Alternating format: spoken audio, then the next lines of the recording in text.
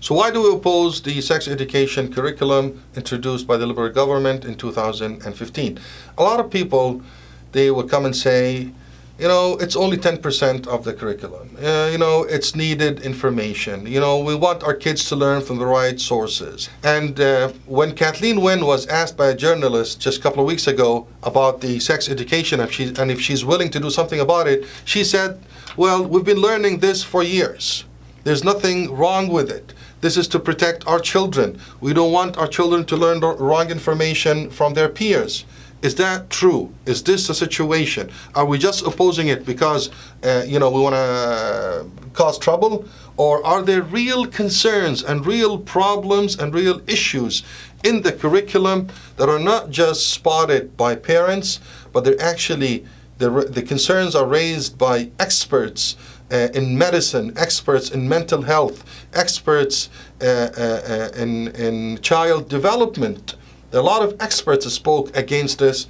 Let us start with listing those problems, and then we'll dive into showing the problems in the curriculum and relating the actual statements in the curriculum that show these problems. Problem number one. Everybody agrees that we got a problem with age appropriateness.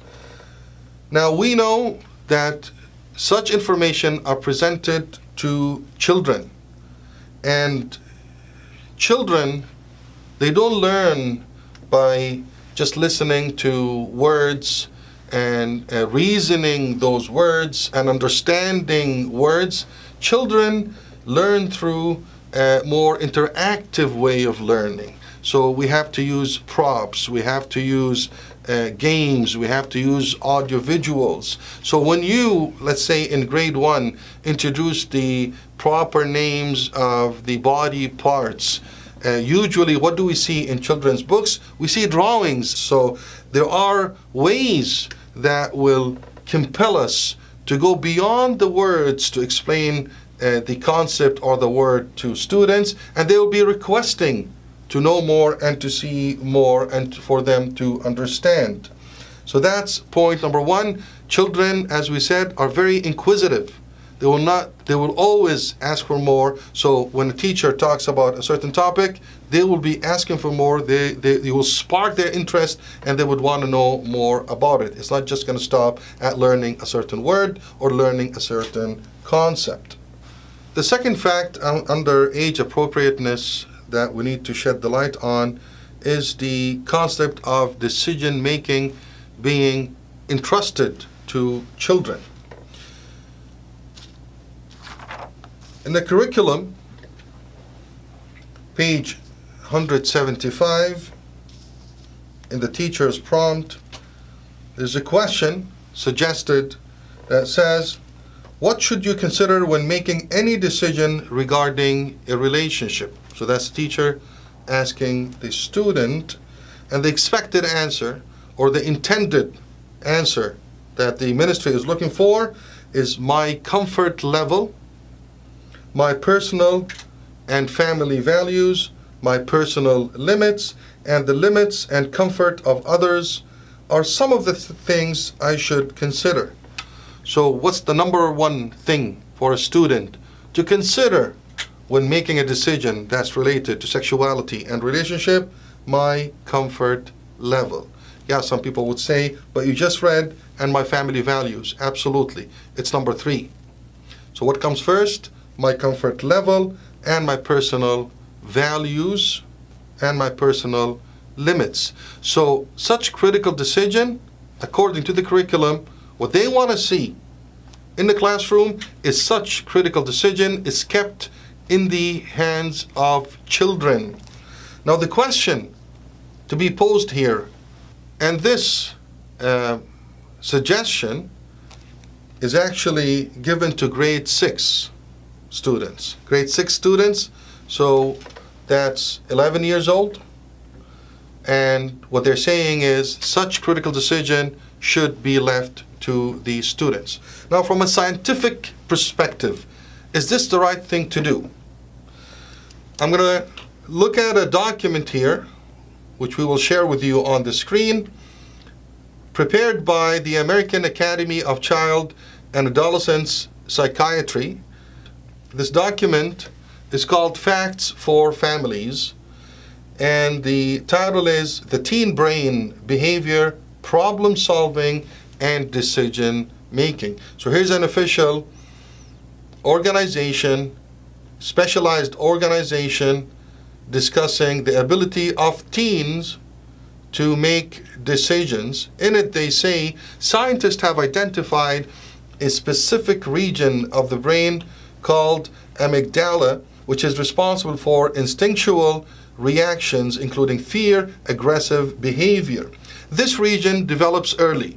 So the instinctual behavior of teens or children or human beings develops early in an early age. Which behavior is the spontaneous reaction, fear, and aggressive behavior.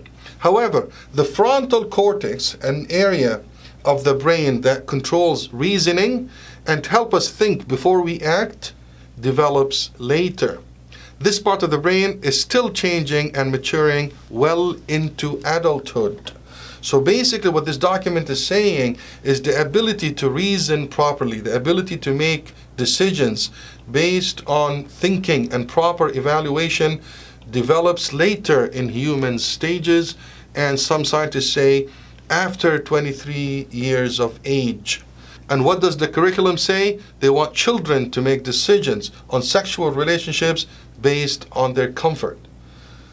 If the science is saying they can't make proper reasoning till after 23, how would an 11-year-old child be able to make decisions on sexual engagement and sexual relationship? The document also talks about the changing brain mean that adolescents act differently from adults. For us to understand that children at that age, they act differently from adults. So they say, based on the stage of the brain development, adolescents are more likely to act on impulse, misread and misinterpret social cues and emotions. This is very important. And the curriculum keeps focusing on children dealing with their emotions, acting upon their emotions, but science is saying they always misread and misinterpret social cues and emotions, get into accidents of all kinds, get involved in fights, engage in dangerous or risky behavior. According to the document, children at that age, they're less likely to think before they act. They're less likely to pause to consider the potential consequences of their actions, and they're less likely modify their dangerous or inappropriate behavior. So this tells us that the curriculum is going 100% against science and 100% against the ability of children to deal with critical issues, let alone sexual engagement and sexual relationships. As a matter of fact, this is why some experts say insurance companies do not insure drivers under 25, or if they do, they have very high rates for them, because under 25, they can't make sound decisions. So if the insurance companies are doing this, why is the government putting such critical decisions in the hands of our children? The third point under age appropriateness is the biological development and the psychological development. Many experts, they clearly state that biologically children are not ready to engage in sexual activities, and psychologically they're not ready to deal with repercussions and the outcomes of relationships. So experts on these sides again are saying it's too early for children to be exposed to such relationships, and the government and the Ministry of Education is insisting on engaging children and introducing such ideas to children at a very early age. Now, some people would say, but they already see this around them. They already deal with students and that talk about this and acting upon these desires. So we need to tell them the right thing. Is this the right way to solve the problem? Is the right way to solve the problem to let an authority, a trusted authority, which is the teacher and the school, to guide students how to engage, or should they tell them not to engage? We will address this point at a later time of our videos and our topic, but now the solution is not in guiding them how to engage. The solution should be in preventing them from engage if we know that it's risky for them to engage in such relationship. The fourth point under age appropriateness is desensitization. The overexposure of children to sexual materials and sexual concepts and relationships and, likings and love and this and that, what does it do to children? They become desensitized against such concepts. So if they're exposed to a predator, well, guess what? They'll be more likely willing to engage, at least in a dialogue. They'll be more likely willing to explore and more likely willing to try, because they're used to this environment, this sexualized environment that puts a lot of emphasis on the concepts of relationships and sexual relationships. So our children will lose that point. For us as Muslims, our children will lose the point of haya.